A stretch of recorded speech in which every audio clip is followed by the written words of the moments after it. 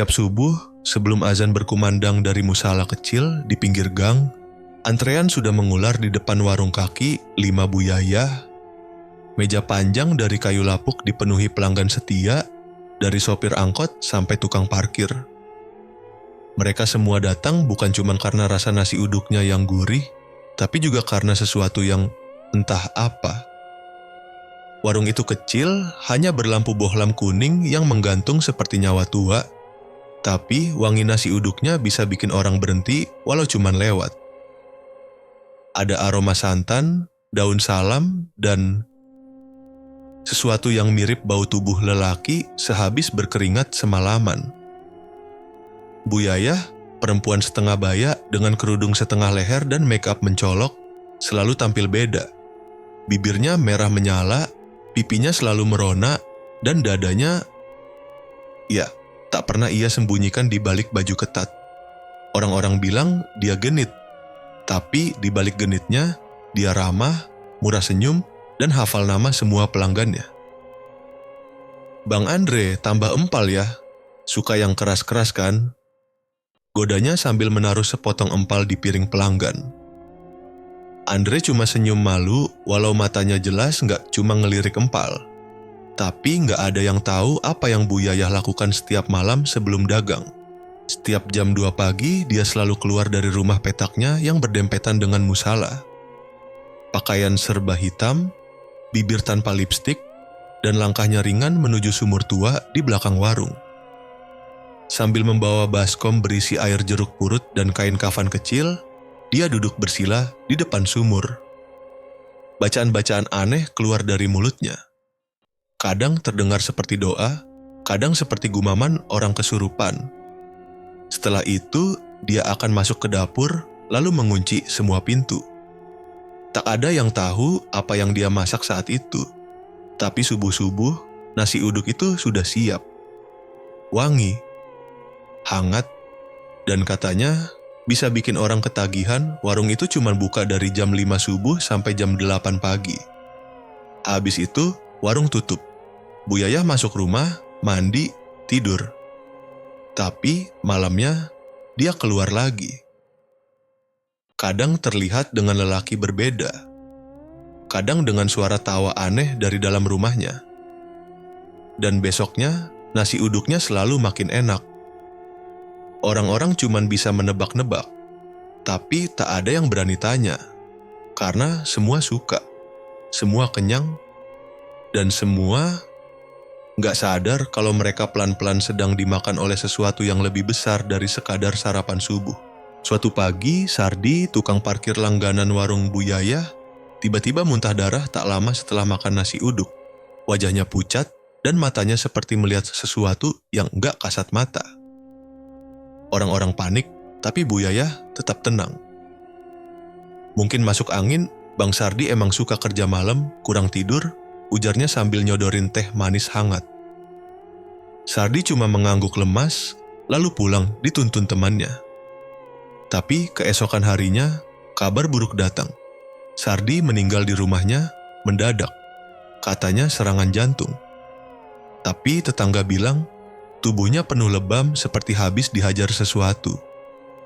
Anehnya, nggak ada tanda-tanda perlawanan atau luka luar. Mulut warga mulai berbisik. Ada yang bilang nasi uduk Bu Yayah disantet.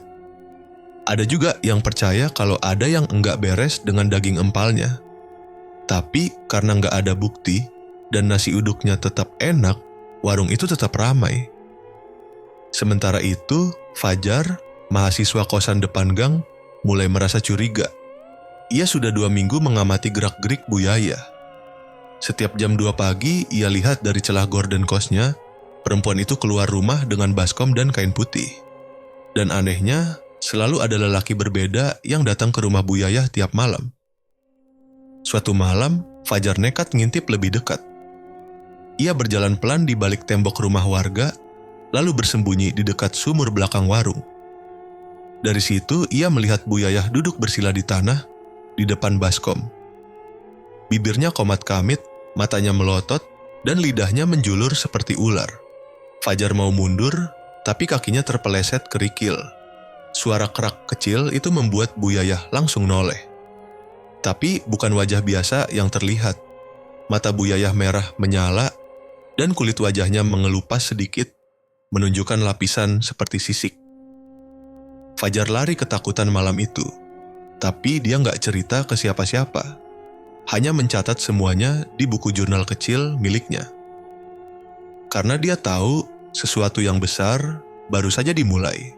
Sejak malam dia mengintip ritual Buyayah, Fajar jadi susah tidur. Setiap merem, bayangan wajah menyeramkan Buyayah muncul lagi.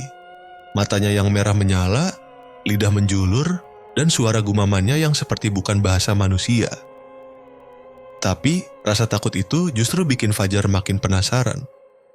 Apalagi setelah Sardi meninggal dan ada 2 pelanggan lain yang mendadak sakit aneh usai makan dari warung itu. Wulan, teman kos Fajar, memperhatikan perubahan sikapnya. "Lo kenapa sih, Jar? Muka lo pucat terus. Jangan-jangan kesambet setan warung depan ya?" Candanya sambil ngeteh di depan kamar. Fajar menutup jurnal kecilnya cepat-cepat. "Enggak, gue cuma lagi ngerjain tugas berat." Wulan memang cerewet, tapi dia baik dan perhatian. Dan malam itu tanpa sengaja Fajar curhat tentang apa yang dia lihat di belakang warung Buyayah. Mulut Wulan langsung terbuka lebar. "Lo ngintip dia ritual di sumur? Gila lo, Jar. Itu kan udah kayak film horor. Terus lo yakin dia nggak lihat lo?" Fajar geleng. Dia noleh, tapi gue kabur. Tapi matanya, sumpah Wul, merah. Wajahnya kayak bukan manusia. Wulan menatap serius. "Kalau itu bener, kita nggak bisa diem aja." Mereka berdua mulai nyusun rencana kecil. Wulan bilang temannya di kampus pernah belajar soal ilmu perdukunan dan pesugihan. Mereka janjian buat ketemu. Tapi sebelum rencana itu jalan, warung Buyayah justru makin ramai. Ada promosi dadakan, makan 2 porsi, gratis segelas teh susu. Orang-orang makin berdatangan. Dan anehnya, makin banyak lelaki muda yang jadi pelanggan baru. Tukang ojek online, satpam kompleks, bahkan pemuda-pemuda pengangguran dari kampung sebelah. "Lo lihat nggak? Semua pelanggan baru tuh laki-laki. Muka-muka ganteng lagi," bisik Wulan saat mereka berdua nongkrong di angkringan depan gang. Fajar mengangguk. Dia juga merasa aneh. Apalagi setelah tahu 2 dari pemuda baru itu udah 2 hari nggak pulang ke rumah mereka. Salah satunya ternyata anak tetangga depan kos Fajar. Besok paginya, Fajar nekat lagi. Kali ini dia datang ke warung Buyayah, pura-pura jadi pelanggan. Dia duduk, senyum kaku. Hatinya deg-degan. Lalu, Buyayah muncul dari balik dapur. "Loh, mahasiswa ganteng baru ya? Baru pertama makan di sini." Goda Buyayah sambil kedipkan mata. "Iya Bu, mau coba aja." "Katanya enak," jawab Fajar sambil mencoba tersenyum. "Duduk manis ya, biar ibu siapin yang spesial," ujarnya dengan suara agak berat, seperti bergetar. Nasi uduk datang, panas, wangi, dan kelihatannya lezat. Tapi Fajar nggak langsung makan. Dia buka kamera HP-nya, nyalakan mode video dan pura-pura telepon. Diam-diam, dia rekam gerak-gerik Buyayah yang mondar-mandir ke dapur. Tapi tiba-tiba layar HP-nya nge-freeze. Gambar ngeblank dan suara mendengung muncul dari speaker. Fajar panik, langsung matikan ponselnya. Buyayah hanya tersenyum. "Hati-hati ya nak, HP sekarang itu bisa nyerap hal-hal yang nggak seharusnya direkam," ucapnya dengan nada datar. Fajar langsung berdiri. "Saya nggak jadi makan Bu, maaf ya, saya ada kelas." Padahal baru juga mau saya kasih bonus empal. Suara Buyayah terdengar lebih pelan, tapi entah kenapa bikin bulu kuduk Fajar berdiri. Fajar kabur dari situ, jantungnya berdebar. Dia yakin Buyayah tahu niatnya, dan dia mulai merasa diikuti. Malamnya saat dia ke kamar mandi kosan, dia melihat bayangan perempuan berdiri di ujung lorong. Wajahnya kabur, tapi rambutnya panjang dan tubuhnya seperti melayang. Fajar berlari masuk ke kamar, kunci pintu rapat-rapat, dan tak keluar sampai pagi. Keesokan harinya, Wulan dapat kabar dari temannya, Reno, yang ahli soal ilmu spiritual. Mereka bertemu diam-diam di taman kampus. "Kalau benar yang kalian lihat, itu bukan pesugihan biasa," ujar Reno serius. "Itu pakai tumbal lelaki. Biasanya, pelakunya harus tidur dengan korban sebelum memberikannya pada makhluk halus. Makanya korbannya selalu lelaki muda." Wulan menatap Fajar. "Itu artinya, semua lelaki yang pernah main sama Bu Yaya bisa jadi tumbal?" Reno mengangguk. "Dan satu lagi, kalau ada yang tahu rahasia dia nggak akan biarin orang itu hidup." Fajar langsung pucat. Dia sadar dia sudah terlalu dalam. Dan sekarang nyawanya mungkin jadi target selanjutnya. Sejak malam itu, hidup Fajar berubah total. Bukan cuma merasa diawasi, tapi juga mulai mengalami hal-hal yang nggak bisa dijelaskan logika. Mulai dari benda-benda di kamarnya yang bergerak sendiri, suara perempuan tertawa di tengah malam, sampai mimpi buruk yang terus datang hampir setiap malam. Mimpinya selalu sama. Dia berada di dapur warung Bu Yaya. Tapi dapurnya nggak biasa. Gelap, lembab, dan penuh tulang belulang. Ada panci besar mendidih di atas tungku. Bau amis dan anyir menyengat. Dari balik kegelapan, muncul Bu Yayah dengan tubuh setengah telanjang. Wajahnya bukan lagi wajah manusia. Lidah panjang menjulur, matanya merah membara, dan dia tertawa sambil membawa pisau besar. Fajar selalu terbangun dengan napas terengah-engah dan tubuh basah keringat. Anehnya, tiap habis mimpi itu, dia menemukan jejak kaki basah mengarah ke tempat tidurnya. Padahal kamar itu terkunci dari dalam. Wulan mulai khawatir. "Lo gak bisa terus begini, Jar. Gue takut lama-lama lo kerasukan atau lebih parah, hilang akal." Tapi Fajar gak bisa mundur. Dia merasa kalau dia diem aja, bakal lebih banyak korban. Dan kejadian selanjutnya makin memperkuat dugaannya. Hari itu, salah satu pelanggan tetap warung Bu Yayah, Ujang, tukang parkir di minimarket depan gang, ditemukan tewas di kamar kontrakannya. Tubuhnya lemas, matanya melotot, dan lidah menjulur. Polisi bilang karena serangan jantung, tapi warga sekitar cerita lain. "Semalam Ujang ketemu Bu Yayah di jalan. Gue lihat sendiri, mereka jalan bareng masuk gang. Ujang kelihatan kayak mabuk, jalannya nggak normal," kata seorang pemuda kampung. Fajar dan Wulan yang mendengar kabar itu langsung saling pandang. "Udah 3 orang, Jar. 3 orang setelah lo ngintip sumur itu. Dan semuanya laki-laki."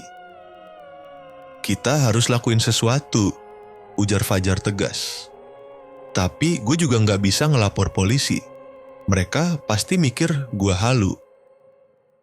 Akhirnya, mereka sepakat untuk balik lagi ke sumur belakang warung Bu Yayah.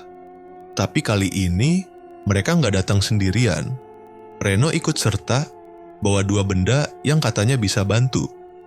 Garam kasar dan benang merah. Kalau tempat itu benar-benar jadi portal, pasti ada bekas ritual yang nggak bisa dihapus begitu aja, jelas Reno. Malam itu mereka mengendap ke belakang warung. Jalanan sepi, cuma suara kodok dan jangkrik yang terdengar. Sumur itu masih di sana, tanpa tutup, dindingnya lembab dan hitam. Aroma amis menyengat begitu mereka mendekat. Fajar menunjuk ke batu di samping sumur. Ada sisa lilin hitam yang meleleh, bulu ayam, dan sehelai kain jarik robek. Reno mendekat, menggenggam garam di tangannya dan mulai bacakan doa. Tiba-tiba, angin berhembus kencang. Suara lolongan terdengar dari dalam sumur seperti jeritan perempuan kesakitan. Wulan menjerit, sementara Reno nyaris kehilangan keseimbangan. "Kita harus cabut sekarang," teriak Reno. Tapi belum sempat mereka lari, dari arah warung terdengar suara langkah kaki. Cepat dan berat. Fajar berbalik, Dan di sana, Buyayah berdiri. Matanya merah, rambutnya acak-acakan, dan di tangannya tergenggam pisau dapur. "Main ke tempat orang malam-malam gak permisi, kurang ajar kalian," teriak Buyayah, suaranya berat dan bergema. Reno cepat-cepat lemparkan garam ke tanah di depan Buyayah.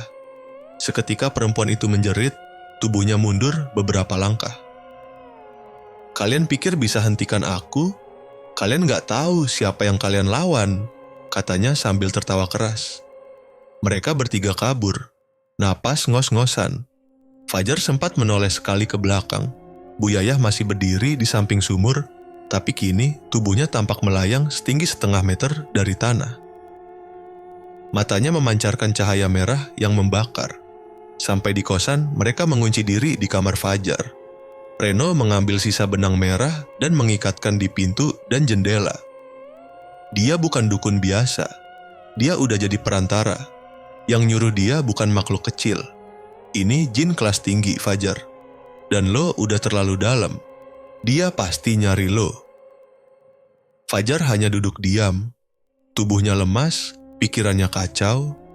Tapi satu hal yang dia tahu pasti, Buyayah bukan manusia lagi, dan satu-satunya cara untuk menghentikannya adalah dengan mengorbankan sesuatu yang lebih besar. Malam itu tidur pun bukan pilihan, karena di luar jendela kamar kos Fajar mendengar suara langkah kaki, lalu ketukan pelan. 3 kali disusul bisikan yang tidak mungkin dia lupakan seumur hidupnya. "Fajar, buka dong, ibu bawain kamu empal. Panas. Masih meleleh darahnya." Wajah Wulan langsung pucat pasi. Reno menggenggam tasbih di tangannya lebih erat.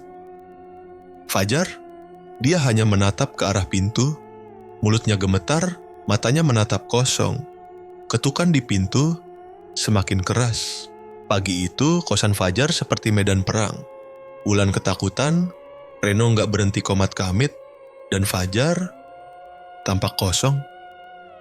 Semalaman dia duduk menatap pintu, menunggu suara-suara itu muncul lagi. Tapi yang lebih mengerikan, jejak kaki basah benar-benar ada di depan pintu kamar mereka.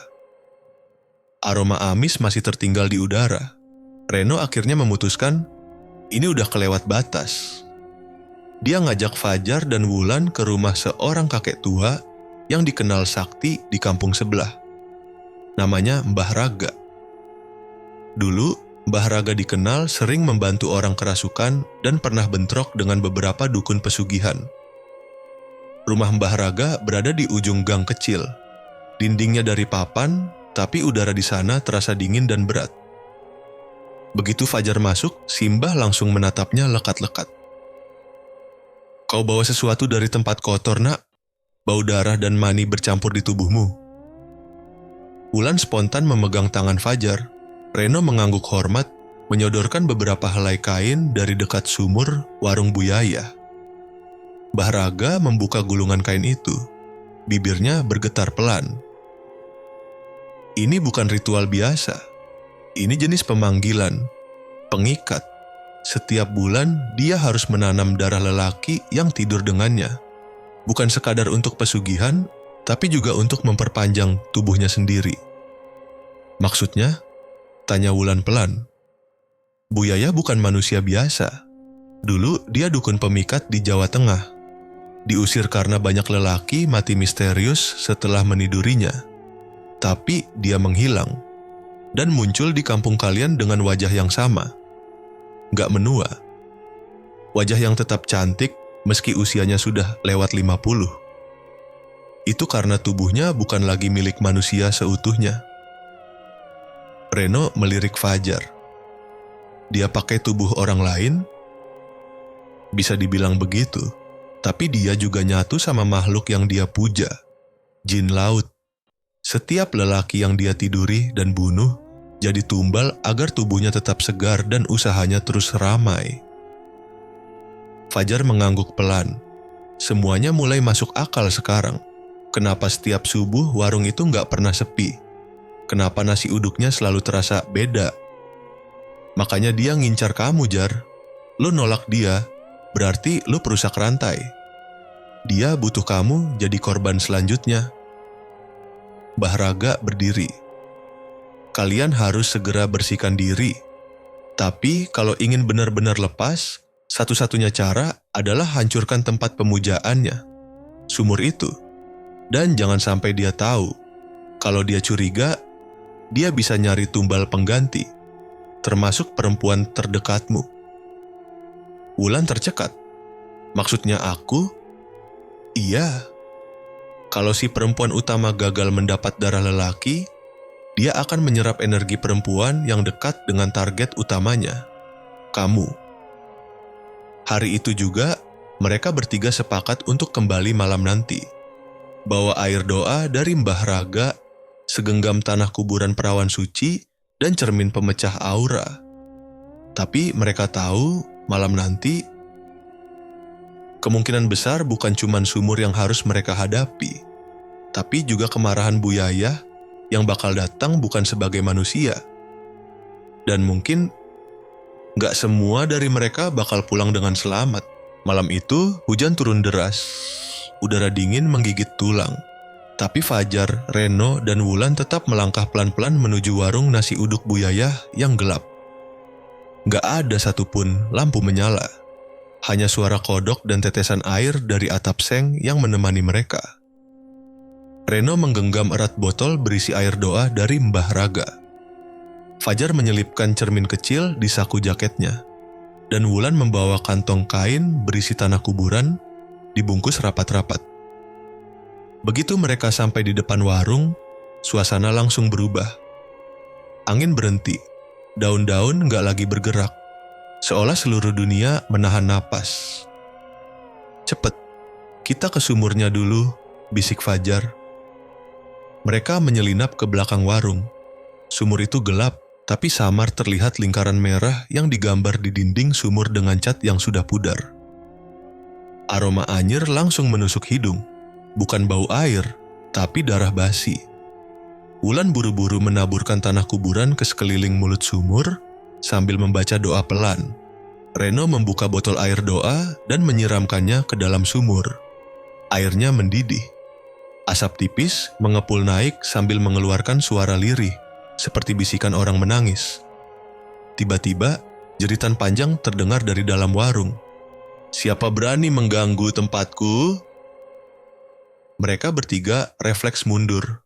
Dari balik warung, sosok Bu Yayah muncul. Tapi kali ini, bukan sosok manusia biasa.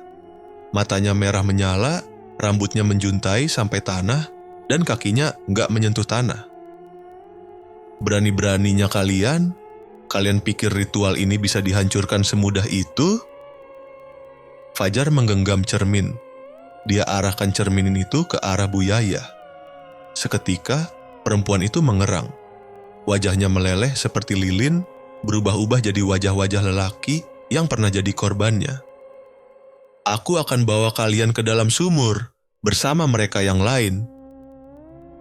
Reno maju, menyiramkan sisa air doa ke arah Bu Yayah. Tubuhnya bergetar, mengejang. Tapi dia belum kalah. Dari tangannya muncul asap hitam pekat yang mengepul, menyerang balik. Wulan yang panik melempar sisa tanah kuburan ke arah asap itu. Ajaibnya, asap langsung buyar. Untuk beberapa detik, mereka punya kesempatan. "Sekarang, Fajar, pecahkan cerminnya." Fajar angkat cermin itu tinggi-tinggi, lalu dilemparkan ke lantai semen di dekat sumur. Pecahannya menyebar, dan kilau dari serpihannya membuat Bu Yayah berteriak lebih kencang dari sebelumnya. Tubuhnya melengkung, lalu membesar, dan menghilang ke dalam sumur dengan suara menggelegar. Semua hening. Mereka bertiga jatuh terduduk. Nafas ngos-ngosan, tubuh gemetar, tapi malam itu mereka berhasil. Setidaknya untuk sementara, Reno pelan-pelan bangkit. "Kayaknya kita udah bebas dari dia." Fajar menatap sumur yang kini tertutup asap putih. "Tapi kita belum tahu beneran selesai atau belum." Wulan hanya bisa menggenggam tangan Fajar erat-erat. Karena jauh di dalam, mereka tahu ini baru awal. 2 hari setelah kejadian di sumur, suasana kampung masih tegang. Warung Bu Yayah tetap ditutup, Tapi anehnya orang-orang mulai bertanya-tanya, kenapa nasi uduk yang biasa mereka makan tiap subuh nggak ada lagi? Bahkan ada beberapa warga yang mengaku mimpi buruk, didatangi sosok perempuan rambut panjang yang menjerit di telinga mereka. Fajar, Reno, dan Wulan belum tenang. Mereka sengaja bolos kuliah, memilih menginap di rumah kontrakan Reno yang lebih jauh dari lokasi warung. Tapi malam ketiga, semuanya kembali. Tepat jam 2 dini hari, suara pintu dapur berderit sendiri, lampu dapur mati, lalu nyala, lalu mati lagi. Suara perempuan menangis mulai terdengar dari kamar mandi. Bukan satu suara, tapi banyak. Fajar dan Wulan terbangun. Reno masih di ruang tamu, gemetaran sambil memeluk bantal. Kita udah hancurin tempat pemujaannya, kenapa masih diganggu? Wulan berbisik, suaranya gemetar. Fajar menatapnya tajam. Mungkin kita cuma nyentuh permukaan, bukan sumbernya. Tiba-tiba, gedebuk, sesuatu jatuh dari plafon. Darah menetes dari sela-sela Eternit. Fajar menyalakan senter HP, samar-samar terlihat tubuh laki-laki tergantung terbalik di atas plafon dengan mulut menganga dan mata melotot ke bawah. Tapi wajahnya berubah-ubah, kadang mirip Pak Udin tukang ojek, kadang seperti Pak RT, bahkan sempat menyerupai wajah Fajar sendiri. Kita harus keluar dari sini, sekarang. Tapi begitu mereka buka pintu, di luar gelap gulita, bukan malam biasa. Ini seperti masuk ke dalam lorong tanpa ujung. Kita dikurung di dimensi lain, bisik Reno. Ini bukan dunia kita. Kita masih di bawah pengaruhnya. Wulan mulai menangis. Tapi bukannya dia udah mati? Lalu suara itu datang dari kamar mandi. Kalian mengusik kenyamananku, kalian harus menggantikannya. Dari dalam kamar mandi muncul sosok Buyaya. Tapi kali ini tubuhnya rusak, penuh luka terbuka, wajahnya separuh meleleh, dan dari perutnya keluar tangan-tangan kecil mencakar udara. Setiap langkah yang dia ambil, lantai rumah gemetar. Reno mengambil garam dan air doa sisa dari tasnya, disiramkannya ke arah sosok itu. Tapi percuma, tubuh Buyaya menyerapnya, bahkan tertawa. Kalian terlambat, kalian sudah milikku. Kalian akan ganti tumbal. Fajar spontan melempar pecahan cermin yang sempat dia simpan. Cermin itu mengenai dahi Buyaya. Seketika, cahaya menyilaukan meledak dari kepalanya. Tubuh Buyaya menjerit, mencakar wajahnya sendiri, lalu menghilang dalam asap hitam. Cahaya kembali. Tiba-tiba mereka sudah di luar rumah. Di depan kontrakan, subuh mulai menyingsing. Tapi ada sesuatu yang salah. Rumah kontrakan Reno terbakar. Dan di dalam api itu mereka bertiga melihat tubuh mereka sendiri terbaring kaku, gosong, diam. Wulan menjerit, Reno mundur sambil gemetar. Kita nggak keluar, kita masih di dalam sana. Fajar menatap tangannya. Samar, dia bisa melihat tembus pandang. Teror belum selesai. Bahkan bisa jadi baru dimulai. Fajar menatap tubuhnya yang tembus pandang. Reno masih berdiri mematung, dan Wulan terduduk di tanah sambil menutup wajahnya. Api di kontrakan masih menyala, tapi tidak ada warga yang keluar. Seolah dunia diam, membeku. Kita udah mati, bisik Reno, suaranya parau. Fajar menggeleng. Belum, tapi kita lagi diambang. Antara hidup dan mati. Mungkin Buyaya narik kita ke dimensi dia. Wulan mendongak pelan. Matanya sembab. Kalau ini dunia dia, berarti kita bisa lawan dia di sini. Tapi, gimana caranya? Fajar mendekat ke api. Aneh, panasnya nggak terasa. Tapi suara-suara berbisik mulai terdengar dari dalam kobaran itu. Suara-suara lelaki yang mereka kenal. Pak RT. Pak Udin, bahkan suara ayah Wulan. Tolong, keluarkan kami. Wulan berdiri kaget. Itu suara ayahku. Tiba-tiba dari balik asap muncul lagi sosok Buyaya. Kali ini dia lebih mengerikan. Matanya bolong, hanya ada rongga hitam dalam. Dari punggungnya tumbuh 2 tangan panjang seperti akar. Kalian memang bandal, tidak tahu diri. Padahal aku sudah memberi rasa, kenikmatan, kepuasan. Dia melayang pelan mendekati mereka. Tidak ada yang perlu diselamatkan. Mereka semua suka. Mereka datang padaku dengan nafsu. Dan kalian akan jadi penggantinya.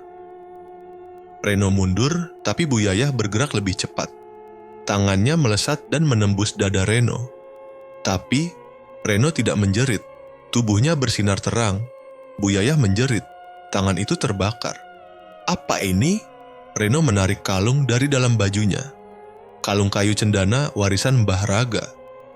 Kita nggak takut sama kamu. Kau bisa tarik kami, tapi kami bawa doa dari dunia nyata. Fajar mengambil pecahan cermin dari saku celananya. Kali ini dia mengarahkannya ke langit. Cahaya dari cermin memantul dan menyinari wajah Buyaya. Kulitnya melepuh. Wulan menaburkan sisa tanah kuburan ke arah kobaran api. Lepaskan mereka, jeritan menggema. Dari kobaran api, satu persatu wajah-wajah lelaki yang terperangkap muncul. Mereka terhisap keluar seperti dilepaskan dari perangkap. Buyaya meronta. Tidak, mereka milikku. Bukan lagi. Fajar berteriak. Dengan satu gerakan cepat, Reno menghantamkan kalung cendana ke kepala Buyaya. Tubuhnya meledak jadi asap hitam. Asap itu berputar cepat, lalu tersedot ke dalam tanah, tepat di bawah kaki mereka. Sekejap, dunia berhenti. Gelap. Lalu semuanya terang. Tiba-tiba mereka bertiga sudah berdiri di depan puing-puing warung Buyaya. Pagi menjelang. Udara segar. Dan tubuh mereka tidak tembus pandang lagi. Kita balik? Tanya Wulan pelan. Fajar mengangguk. Tapi pandangannya kosong. Reno menarik napas dalam-dalam. Tapi apa ini beneran udah selesai? Atau cuman jebakan lain dari dia? Mereka saling pandang. Tak ada yang berani menjawab. Karena di kejauhan terdengar suara mangkok jatuh. Dan aroma nasi uduk kembali tercium. Warung Buyaya sudah tinggal puing dan abu. Warga menyebutnya kebakaran misterius.